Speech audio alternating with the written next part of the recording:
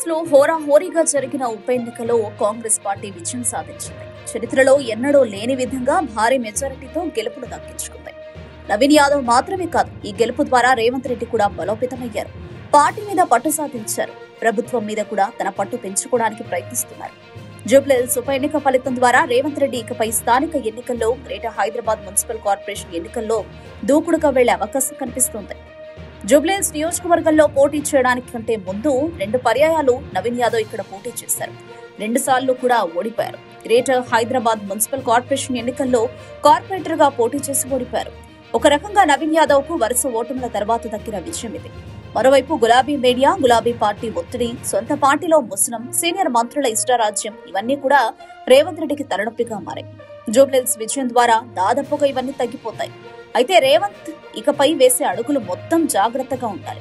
లేకపోతే ఇవన్నీ కూడా ఆయనను మరింత ఇబ్బంది పెట్టడానికి ప్రయత్నిస్తుంటాయి. వాస్తవానికి జూబ్లీహిల్స్ ఎన్నికల్లో కాంగ్రెస్ పార్టీ గెలవడానికి ప్రధాన కారణం రేవంత్ రెడ్డి. ఇందులో ఏమాత్రం ఆశ్చర్యం లేదు. రేవంత్ రెడ్డి ఒక రకంగా జీవన్మరణ సమస్యలాగా జూబ్లీహిల్స్ ఎన్నికలు తీసుకున్నారు. ప్రచారం నుంచి మొదలు పెడితే ప్రతి విషయంలోనూ ఎప్పటికప్పుడు పర్యవేక్షించారు. క్షేత్రస్థాయిలో నివేదికలు తప్పించుకుని దానికి తగ్గట్టుగా అడుగులు వేశారు. అందువల్లే జూబ్లీహిల్స్ విజయం సాధ్యమైంది. జూబ్లీహిల్స్ నియోజకవర్గంలో గెలిచిన తర్వాత రేవంత్ రెడ్డి విలేకరుల సమావేశంలో మాట్లాడారు. ఈ సందర్భంగా ఆయన మాట్లాడిన ఒక మాట చర్చకు దారితీస్తోంది. తెలుగులో ఎలక్ట్రానిక్ మీడియాలో ప్రధాన ఛానల్ ఒకటి రేవంత్ రెడ్డికి, ముఖ్యంగా కాంగ్రెస్ పార్టీకి వ్యతిరేకంగా వార్తలను ప్రసారం చేసింది. ఎన్నికల ఫలితాలు విడుదలవుతున్న క్రమంలో కాంగ్రెస్ పార్టీ అభ్యర్థి నవీన్ యాదవ్ లీడింగ్ కొనసాగిస్తున్న క్రమంలో 3వ రౌండ్ కు సంబంధించి ఆ ఛానల్లో వ్యతిరేకమైన వార్తలు వచ్చాయి. వాస్తవానికి క్షేత్రస్థాయిలో ఫలితాలు ఒక విధంగా ఉంటే ఆ ఛానల్ మరో విధంగా వార్తలను ప్రసారం చేయడాన్ని రేవంత్ రెడ్డి తప్పుపట్టారు.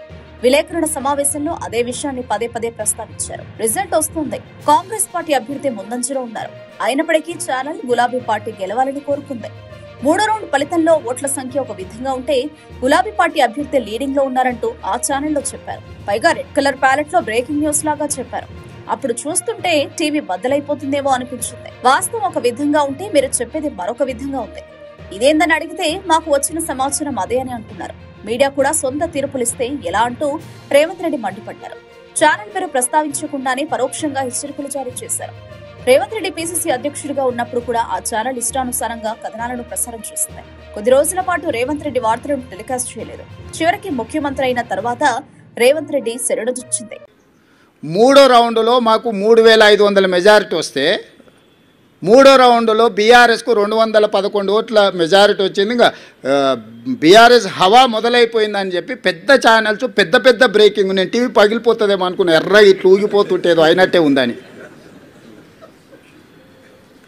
తప్పు ఆ సమాచారం అంటే దబాయిస్తున్నారు. ఉల్టారే మాకు తెలుసా మీకు తెలుసా, మా వాడు లోపల నుంచి పంపిస్తుండని.